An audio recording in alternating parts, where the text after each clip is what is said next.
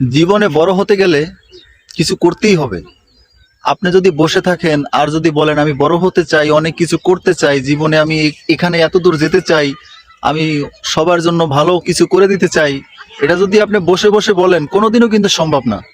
এই জিনিসটা আপনার সবসময় কাজের মাধ্যমে মানে যদি দেখাতে পারেন তাহলে এই জিনিসটা কিন্তু সম্ভব, পুরোপুরি সম্ভব না হলেও কিন্তু সফলতার কাছাকাছি। বসে থাকলে ভাই কোনো কিছুই হয় না। বসে বসে শুধু গল্প বলা যায়, কাজ করা যায় না। যে ব্যক্তি বসে বসে বড় বড় কথা বলে, লম্বা লম্বা, চার দোকানে বসে যে কোনো আড্ডায় বসে কথা বলে লম্বা লম্বা কথা, কিন্তু তার বেলায় কিন্তু কোনো ফলাফল নাই, জিরো। সে পারে না কিছু, শুধু চাপা মারতে পারে, চাপা। অতএব আমরা এই চাপায় কেউ বিশ্বাসী থাকবো না ভাই, আমরা কাজে কর্মে বিশ্বাসী থাকতে হবে।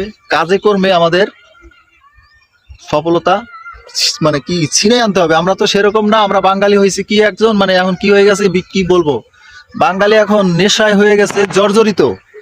নেশা খায়, জিম ধরে এক জায়গায় বসে থাকে আর লম্বা সেরকম একটা চাপা মারে, মানে তার কাছে কেউ যেন জিততে না পারে কথায় বা যে কোনো কাজে, তার কাছে যেন জিততে না পারে সেরকম একটা কথা বলে সে বসে থাকে। এটা হলো আমাদের বাংলাদেশের মানুষের স্বভাব।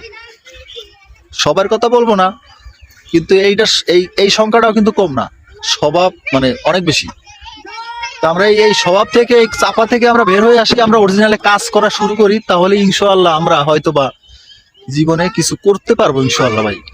এই একজন আর একজনের পিছিয়ে লাগিয়া চাপা মাইরা কোনো লাভ নাই ভাই। ঘরে যদি ভাত না থাকে ভাই, কোনো বন্ধু বান্ধব, কোনো ভাই ব্রাদার কেউ কাজে লাগে না ভাই, সব জিরো।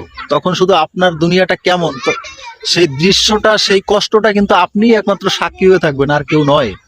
এই কথাটা মনে রাখা উচিত। সবাই ভালো থাকবেন, দেখা হবে পরের ভিডিওতে। আল্লাহ হাফেজ, আসসালামু আলাইকুম।